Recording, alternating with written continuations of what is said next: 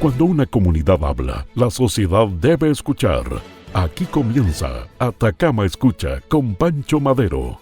A partir de este momento, abrimos los micrófonos para conocer las preocupaciones, denuncias y propuestas de quienes construyen nuestra región día a día. Bienvenidos a Atacama Escucha en Madero Radio. Muy buenos días a todos y a todas, a todos nuestros auditores y televidentes de Desierto de Atacama Televisión. Bienvenidos a Atacama Escucha. Empezamos la semana con un tema que lleva años de años ser discutido en serio. Buenos días, Pancho, y buenos días a todos y todas quienes nos están escuchando. Viene una semana importante. Así es.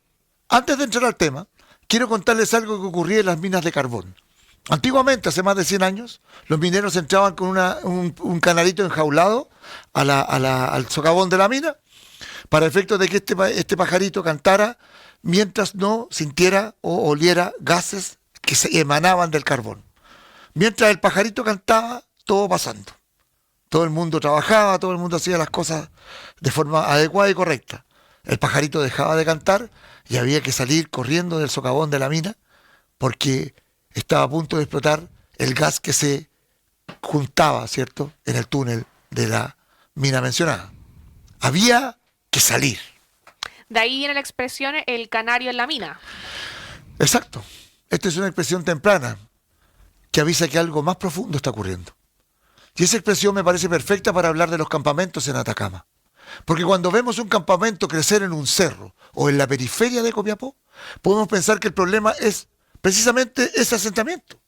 Pero quizá el campamento no sea el problema. Quizás el campamento sea la señal. La señal de que algo mucho más profundo está ocurriendo en el acceso a vivienda en nuestra región. Y el canario lleva años de años sin cantar. Y vamos con los datos duros. Atacama tiene 147 campamentos. En ellos viven 10.084 familias, 29.244 personas. Casi 5.500 de ellas son niños y niñas menores de 14 años. Los campamentos son el único componente del déficit habitacional que no ha bajado en 5 años. Y en Atacama hasta hoy el programa Construyendo Barrios no ha terminado ni un solo proyecto. La pregunta de hoy, Pancho: ¿qué está fallando cuando una familia trabaja, tiene ingresos, y aún así la única alternativa que encuentra para vivir es un campamento? Antes de que me respondas la pregunta, Pancho, queremos recordarles a quienes nos están escuchando o viendo que nos cuenten cuál es su diagnóstico, cuál es su opinión al +569 9650 6912. Además, estamos en Instagram como Atacama Escucha, también en Facebook, para que nos puedan contar sus opiniones. Pancho. A ver, el problema es complejo. El problema va más allá, lo decíamos desde la redacción. Lo decíamos claramente porque el costo del suelo y el costo del arriendo en Copiapó es carísimo y a veces la familia de clase media está obligada a irse a campamentos, a tomarse un terreno y poder resolver su problema de vivienda de la forma precaria que ya todos conocemos. Es importante saber también el problema social y las implicancias que tiene el hecho también de vivir en campamentos. Y sobre todo de familias que trabajan. El problema, como lo decía la redacción, y muy inteligentemente, es una señal. Y es una señal que está de alguna forma produciendo un malestar y una lejanía respecto de los actores esenciales, como son el Estado, para poder resolver los problemas de campamentos en Atacama. ¿Qué pasa con los niños de esa familia cuando los padres trabajan? ¿Qué pasa con los niños que son de 4, 5, 6 años, que luego de salir de la escuela llegan a ese campamento, de que están todos amontonados, ¿cierto?, viviendo de forma precaria, y los niños ¿qué hacen? Juegan, hacen sus tareas, alguien los ayuda, alguien de los municipios o del gobierno regional o del Sename, el antiguo Sename, ¿cierto?, hace algo por aquellos niños que viven en esa instancia de marginalidad. Hoy día estamos tremendamente preocupados desde la redacción y de este medio de poder tomar este tema y ponerlo arriba de la mesa con la implicancia social que conlleva hacerlo. Porque todo el mundo le echa de alguna manera la responsabilidad y la culpa a los inmigrantes. Pero no solo de inmigrantes están llenos los campamentos, sino también de familias chilenas que por el hecho de tener trabajos precarios no pueden pagar un arriendo, no pueden acceder a casa propia Y la única alternativa es irse a vivir a un campamento. Y hay un dato que permite entender la magnitud del problema en términos nacionales, proporcionales. Atacama concentra 1 de cada 10 campamentos que de todo Chile, pese a representar menos del 2% de la población nacional. Eso significa que el fenómeno tiene aquí una dimensión muy superior al promedio del país. Ya lo decíamos desde la redacción y desde la opinión. Los arriendos son caros, el acceso a la vivienda cada vez se hace más difícil. Hoy día los medios de comunicación hablaban que habían bajado las tasas de los hipotecarios a un 4%, que eso todavía sigue siendo carísimo. Por lo tanto, el acceso a la vivienda, el acceso a suelo, representa una enorme dificultad para acceder a créditos, para acceder a otro tipo de beneficios. Los largos tiempos de espera también para los subsidios y el crecimiento de la población por la minería y la migración. Un 41,5% de las familias en campamentos de Atacama son migrantes y muchas de ellas no tienen accesos a los programas habitacionales actuales. Y hay algo que me parece importante subrayar. Pancho, el perfil de quienes viven en campamentos ha cambiado. Ya no son solamente personas sin empleo. Pero, o sea, acabas de refrendar lo que veníamos expresando. Y expresamos claramente, exactamente, hoy día existen familias con trabajo formal, con ingresos regulares, que simplemente no logran acceder al mercado de la vivienda. Sus sueldos no alcanzan para comprar ni pagar un arriendo en Copiapó. Y cuando el sistema formal los deja afuera, el campamento aparece como la única y casi 21 opción disponible. Esto realmente, mis queridos televidentes y auditores de Madero, es tremendo. Nos duele el alma cuando vemos esta realidad. Es gravísimo. Porque ya no estamos hablando solo de pobreza extrema. Estamos hablando de una falla estructural del mercado habitacional que los intervinientes, vale decir el Serviu, las municipalidades, el gobierno regional, tienen que resolver en tiempo y forma. ¿Y qué está haciendo el Estado, Pancho? Bueno, el Estado está con el típico plan de emergencia. A ver, hay que decirlo. Llega un gobierno que viene a jibarizar el Estado. Y jibarizar el Estado significa que este problema se va a profundizar mucho más. Porque el Estado no va a contar con recursos para poder paliar y darle un nivel de estructura social y de bienestar mínimo a la gente que vive en los campamentos. Hoy existe familias con trabajo formal, como decíamos, y el Estado tiene un plan de emergencia habitacional que contempla intervenir 115 campamentos en Atacama. Y a nivel nacional la meta global de vivienda va en un 78% de avance. Pero cuando miramos específicamente lo que le llega a las familias de los campamentos, el número cambia sustancialmente.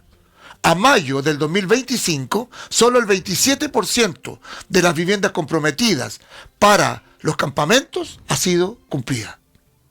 No tiene ningún proyecto terminado. Cero. Ninguna familia ha podido cerrar el proceso. Y eso es lo que vamos a conversar con nuestra invitada de hoy. Grabamos una conversación con Anaís Araya, directora regional de Techo para Chile en Atacama. Techo, esta organización que elabora el Catastro Nacional de Campamentos, la medición más completa que existe sobre este tema en el país, y que en Atacama trabaja directamente en terreno con las comunidades de los asentamientos. Le preguntamos qué ve ella desde dentro, no desde las cifras, sino desde dentro de los campamentos mismos. Muy buenos días a todos. Estamos con Anaís Araya, directora regional de Techo. Y bueno, esta conversación nos convoca porque el déficit habitacional en Atacama ya no afecta únicamente a familias extremadamente vulnerables. Según el balance de vivienda 2025 de la Cámara Chilena de la Construcción, la región presenta un déficit estimado de 15.799 viviendas. Y la dificultad de acceso afecta crecientemente a sectores medios que no califican para ayudas estatales, pero tampoco pueden comprar una vivienda en el mercado. Anaís, ¿cómo estás? Hola, muy buenos días, Montserrat. Muy bien por acá, muchas gracias por invitarme a este espacio. Bueno, Anaís, cuéntame, ¿cómo describirías hoy la situación de los campamentos en la región de Atacama? Bueno, la realidad de los campamentos hoy en día es que son todos muy diversos, heterogéneos, considerando la cantidad de comunas que tenemos también en la región. Y según nuestro último catastro nacional de campamento que se realizó en el año 2024-2025, este nos arrojó que contamos con 147 campamentos en la comuna de Copiapó, donde el mayor porcentaje de campamentos está albergado en la comuna de la capital regional, es decir, en la comuna Copiapó. sí, en la comuna de Copiapó, con más de 5.000 familias y es una de las 5 comunas con mayor porcentaje de campamentos a nivel nacional, según nuestro catastro, y la verdad ese es un dato que es bien preocupante también y que nos invita a que tenemos que trabajar y hacernos cargo a nivel regional. También esta situación es preocupante porque a pesar de que vemos que el catastro nos arroja que quizás hay menos aumento de campamentos que en relación a catastros anteriores, este no se detiene, no hay un estancamiento, no hay un freno del aumento de campamentos. ¿Y qué características crees que hacen que la realidad en Atacama sea distinta a otras regiones? Bueno, mira, la realidad de Atacama es que estamos llenos de macrocampamentos, sobre todo en la comuna de Copiapó, que no es muy distinto a una realidad que se pueda ver en todo el frente o en toda la zona norte. Sí, esto no es una situación que se vea en la zona sur o en la zona centro tan frecuentemente. Pero en cuanto a los macrocampamentos, aquí en la comuna de Copiapó se ven organizados territorialmente de forma distinta. Vale decir que a pesar que si uno los mira están todos en la zona de el mayor porcentaje, no todos, en la zona de Juan Pablo II, colonias extranjeras, Andacoyo, que son paños territoriales súper grandes en el cerro de nuestra comuna. Ellos están organizados en unidades mucho más pequeñas, con alta representatividad por parte de directivas y en un territorio en específico, y que no responden como al campamento o al territorio en general, digamos, no responden todos a Andacoyo, todos a Juan Pablo II, sino que responden a sus propios territorios en particular, y esto quizá un poco diferenciador a otras zonas del país o en la zona norte, que los macrocampamentos son, y todos responden a la misma zona. ¿Esto nos habla entonces de mayores comunidades que se generan? Exactamente, por eso tenemos mayor cantidad de campamentos, porque se organizan en unidades mucho más pequeñas, y en paños como Juan Pablo II podemos tener sobre 30 campamentos, en Andacoyo lo mismo, porque son unidades territoriales más chiquititas. Y bueno, algo importante también de mencionar aquí que es característico es que en la región de Atacama es la tercera región con mayor porcentaje de organizaciones comunitarias con representatividad de directiva, es decir, que sobre el 90% tiene un presidente, una presidenta o alguien que los represente legítimamente, que también eso es súper clave para avanzar en términos de solución habitacional, ya que hoy en día las postulaciones o los procesos son a través de procesos colectivos y no tanto individuales. ¿Qué factores crees que explican el crecimiento de los asentamientos informales en Atacama? Y a lo largo de los años, basándome en el catastro también, que es un gran instrumento que nosotros realizamos cada 2 años, nos ha demostrado que el aumento explosivo de campamentos fue posterior a lo que fue el estallido social y la pandemia, y ahí aumentó significativamente, y que hoy en día, como dije anteriormente, siguen creciendo, y los motivos o factores siguen siendo los mismos, es decir, los altos costos de los arriendos, los bajos ingresos de las personas que viven en campamento y la alta necesidad de independencia, es decir, de dejar de ser allegados. Las familias van creciendo, los años van pasando y se van hacinando, y ellos se ven en la necesidad de salir del lugar en el que habitan hoy en día. Y la oferta pública respecto a vivienda es bastante escasa. Vamos a pasar al bloque 2, que es justamente el déficit habitacional y las políticas públicas. ¿Qué tan accesibles son actualmente los subsidios habitacionales para las familias de los campamentos? La verdad es que todos sabemos que el postular a un subsidio habitacional puede no ser tan difícil, porque los requisitos pueden llegar a ser, se pueden llegar a cumplir, pero hoy en día hay una alta demanda de familias que necesitan un subsidio habitacional, y los que se pueden otorgar son muy inferiores a la demanda que hay en la región, y se ha prevalecido también a raíz del programa de emergencia habitacional avanzar en proyectos habitacionales colectivos y no individuales, y esto obviamente ha dificultado el avance de las familias de campamento porque no han podido, el programa de emergencia habitacional no ha podido realmente avanzar en temáticas de campamento. De hecho, solo se llegó al 24% de avance en los programas que habían en línea de campamento. Así que la verdad es súper complejo y las familias requieren de harto trabajo, conocimiento, que se haya una mayor articulación de parte del Estado para el trabajo con las organizaciones territoriales también para avanzar en sus soluciones.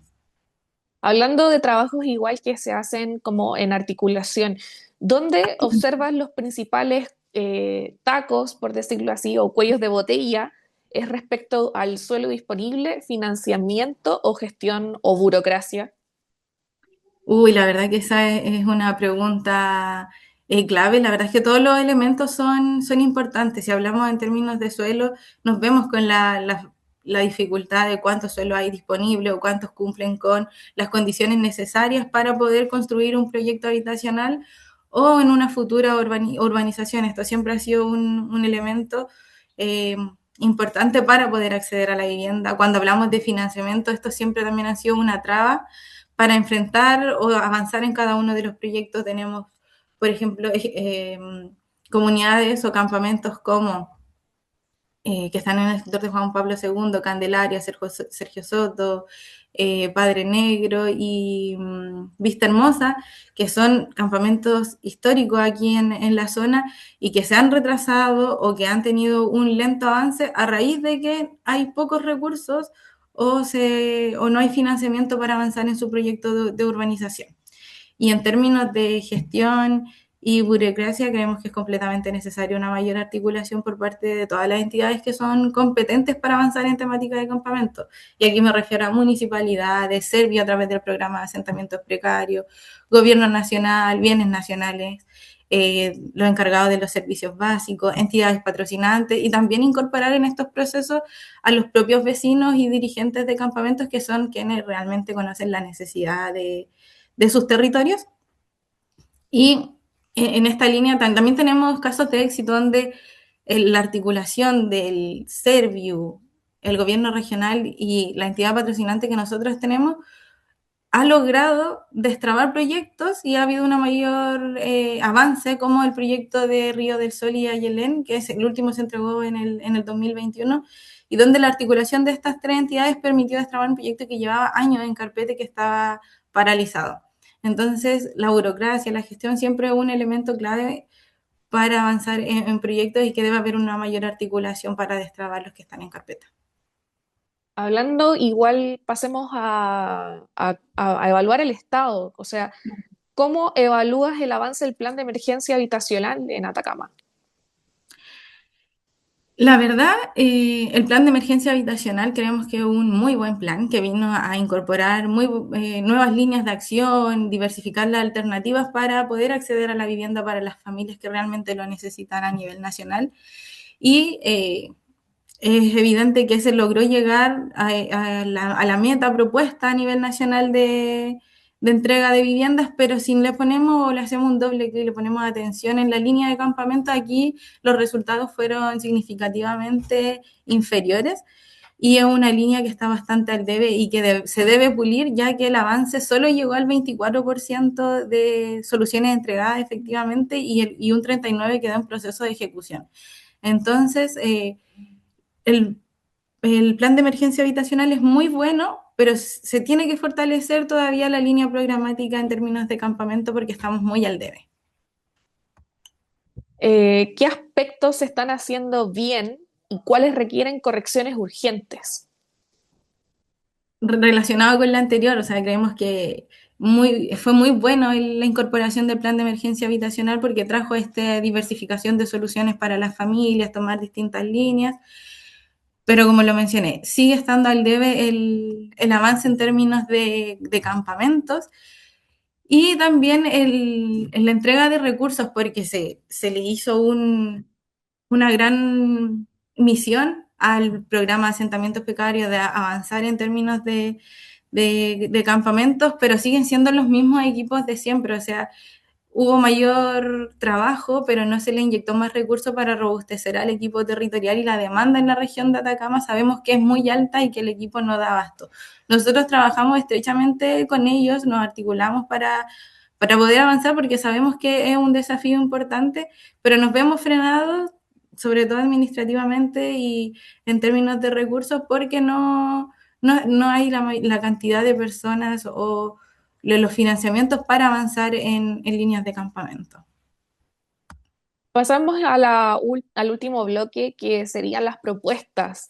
Si tuvieras que priorizar 3 medidas para reducir los campamentos en los próximos 5 años, a lo mejor 5 años es poco para lo que se necesita, pero ¿cuáles serían estas 3 propuestas que, valga la abundancia, propondrías?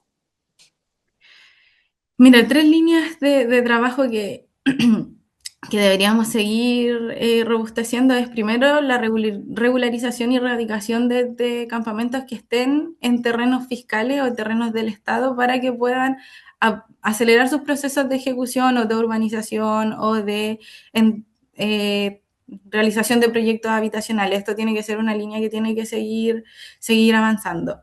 Lo segundo, yo creo que tiene que haber una focalización de la política habitacional en los grupos más vulnerables o en los campamentos, porque, como ya lo mencioné, el plan de emergencia habitacional no está llegando efectivamente a las familias de campamento. Y también acá es importante mencionar que debe haber un censo, un catastro actualizado también de cuáles son las familias que realmente están ahí por necesidad, y distinguirlas de aquellas que están ahí por actividades ilícitas, ventas de loteo, etcétera. Entonces, esa diferenciación creo que es importante tenerla para poder crear una política habitacional que enfrente la problemática de campamentos.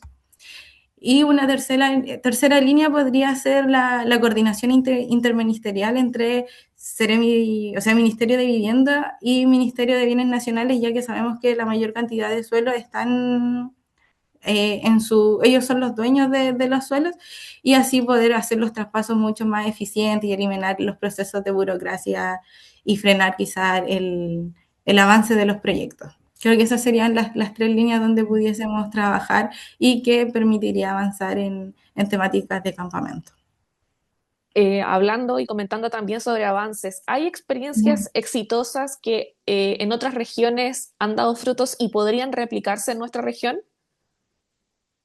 Sí, la verdad es que en la región de Atacama hemos tenido bastantes proyectos de soluciones habitacionales que han sido bien exitosos, como el proyecto Río del Sol, Ayelén, Las Vizcachas y muchos otros, pero están hace mucho tiempo que no se realizan, que ya el último, como comenté, fue entregado en el año 2021. Entonces tenemos que volver a replicar aquellos proyectos o casos de éxitos que ya tenemos en la región como ejemplos, donde se ha articulado el Estado y las entidades patrocinantes y lo público y lo privado también, para favorecer y avanzar en términos de soluciones habitacionales. En esa línea también nosotros como organización nos estamos haciendo cargo y queremos trabajar obviamente de forma articulada con lo público y lo privado, y también fortalecer el trabajo de los propios territorios con las familias para que estén preparadas al momento de avanzar en una solución habitacional.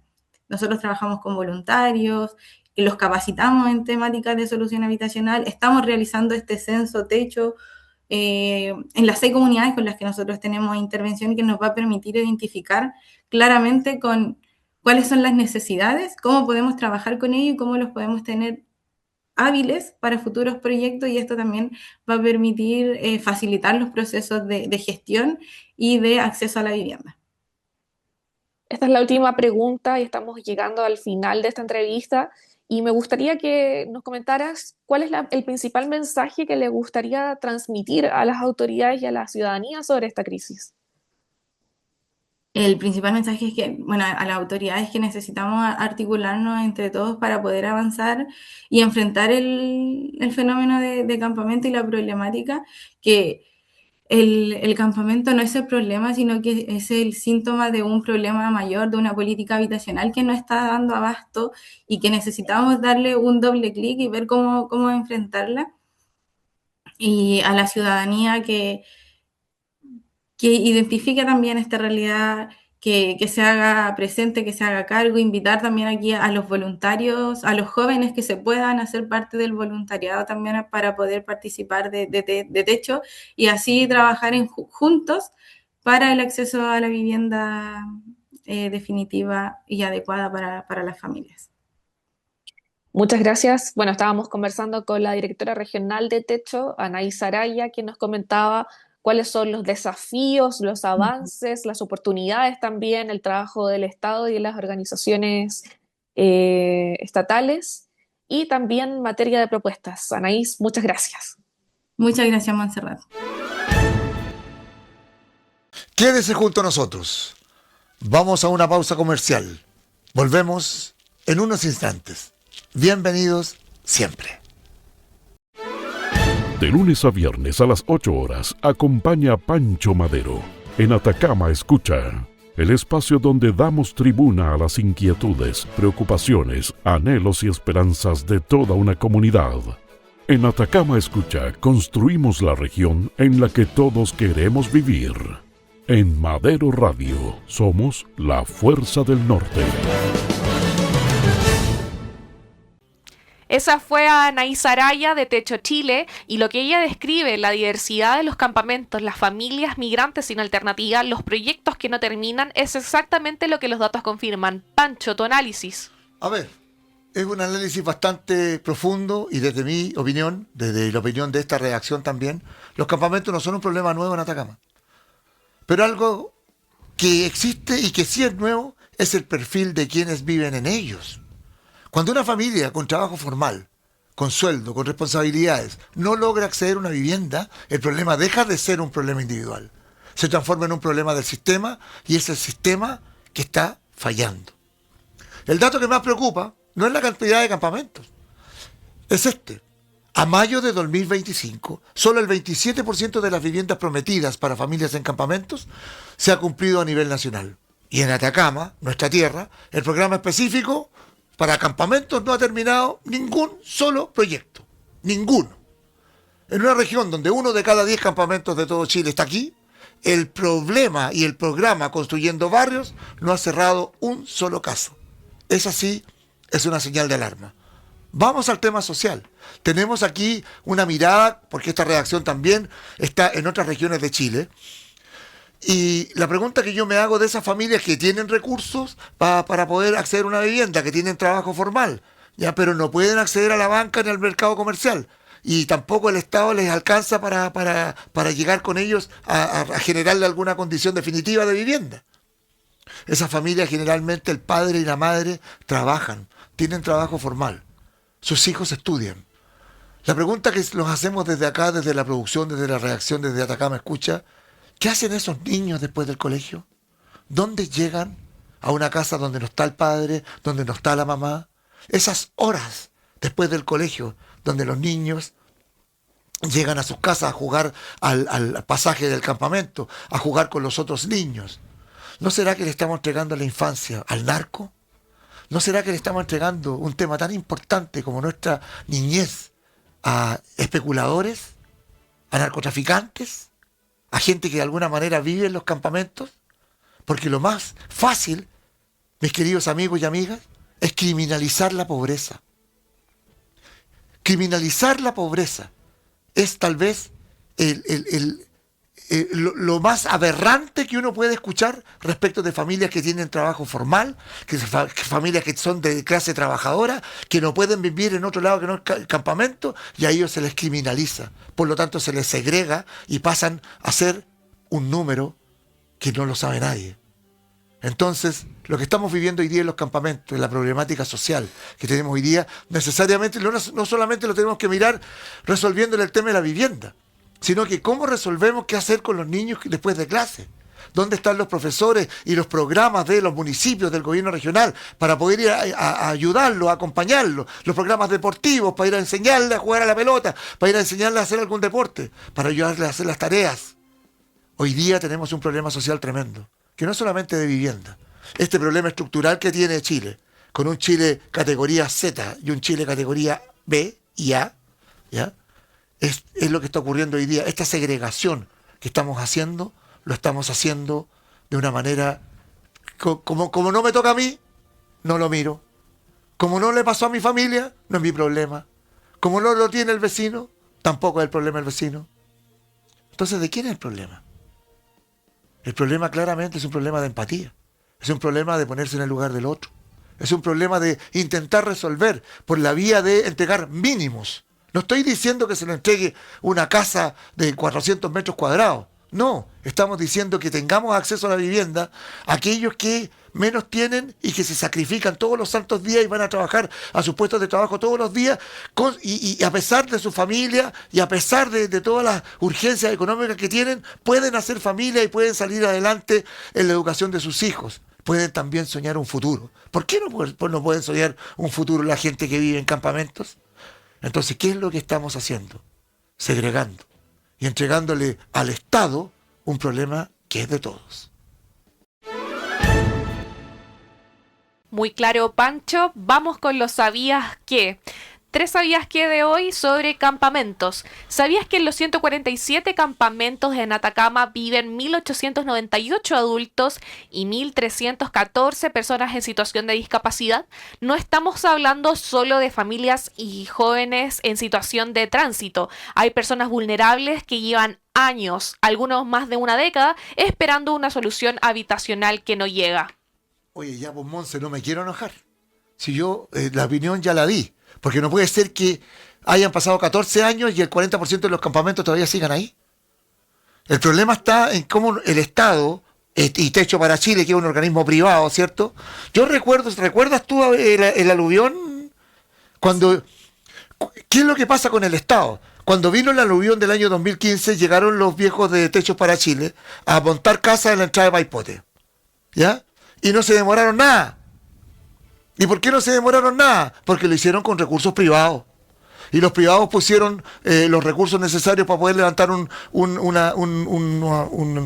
segmento de viviendas de emergencia para la gente que había sido siniestrada en el sector de Maipote, ¿ya? Y no se demoraron nada. Entonces todo el mundo dijo, ¡oh, mira los de Techo! ¿Ah? Se demoraron, el Estado todavía no resuelve el problema. ¿Y por qué no resuelve el problema el Estado? Porque el Estado va a comprar un terreno, tiene que hacer una oferta. Luego de esto se tiene que materializar, tiene que ir el tema de la toma de razón de la Contraloría, tiene que ir, oiga, ¿sabe qué? La rabia me invade. Hoy día nosotros tenemos que ver cómo achicar las brechas en los trámites para que el Estado pueda resolver el tema del suelo, pueda resolver el tema de vivienda, más allá de los compromisos que hoy día existen. Cuando hablamos de programas de vivienda y dijimos, oye, se han construido casi 7.700 viviendas en el último periodo del presidente Boris, todo el mundo aplaudió, todo el mundo dijo, oye, es más, dicho por los propios alcaldes que llevan años de ejercicio diciendo lo siguiente, que en ningún periodo presidencial de los últimos años se habían construido tantas viviendas en Atacama como en el gobierno de Gabriel Boric. Dicho por los mismos intervinientes, por los mismos alcaldes, por las mismas autoridades. Pero el problema no se resuelve. Entonces, ¿qué hacer? ¿Ya? Vamos a insistir desde la redacción, desde este programa, con las autoridades, con el mundo privado, con la gente de Techo, para efectos de poder acortar la brecha de que estas personas que viven en campamentos puedan acceder finalmente a la anhelada casa propia, a la casita, para que tenga su perro, su gato, su mascota, su familia. Estamos lejos de aquello. Es una tremenda y es un tremendo desafío para todos quienes seguimos día a día la implicancia social que tienen los temas de los campamentos. Ojalá podamos llegar a puerto con alguna de esas soluciones para efectos de poder materializar y construir un futuro mejor para todos y cada uno de las familias que viven en los campamentos de Atacama. Vamos con un segundo ¿sabías qué? ¿Sabías que el 70% de las familias en campamentos a nivel nacional ya es parte de un comité de vivienda? No son personas pasivas esperando que el Estado resuelva. Están organizadas. Una palabra muy clave. Tienen personalidad jurídica, tienen proyectos. Lo que no tienen es el sistema que llega a tiempo. Sin comentario. Vamos con un tercer ¿sabías qué? ¿Sabías que de los 346 campamentos cerrados entre 2023 y 2025 en Chile, menos del 30% corresponde a soluciones habitacionales reales? El resto son desalojos, traslados entre campamentos o estrategias propias de las familias. En la práctica, cerrar un campamento no siempre significa que la familia encontró una casa. Todos sabemos la problemática social que significa cerrar un departamento, un campamento. ¿Qué pasa? Que se van a otro campamento, ¿ya? Y la problemática es más profunda que esa, que vamos a tener que hacer uno o dos programas más respecto a esta materia. Pero mi opinión sigue siendo la misma. Tenemos acá un Estado, más que un Estado, ausente en tiempo y forma, y además tenemos una mirada social de segregación respecto a la gente que vive en los campamentos. Y eso es lo que duele. Porque si llevamos a criminalizar la pobreza, llevamos a segregar la pobreza. Y la pobreza siempre ha sido digna. Tenemos un ejemplo. Campamento Luz Divina de Antofagasta con el Felipe Berrío. El Campamento Luz Divina, cuando hablamos con Felipe, porque nosotros con mi hermano tenemos unos terrenos allá en la Chimba, Antofagasta, llegamos primero que Felipe a la Chimba. Y resulta que cuando se acercó Felipe a nosotros, y nosotros también nos acercamos a ellos por la cercanía que tenemos del tema jesuita, ¿ya? Debo decir que mi sobrino mayor es sacerdote jesuita, y le dijimos: Felipe, ¿en qué estáis pensando? Y Felipe dijo: estoy haciendo un campamento que se va a llamar Luz Divina para quitarle a los niños que llegan de la escuela y sus padres ausentes por el trabajo a los narcotraficantes y a los tratadores de blanca.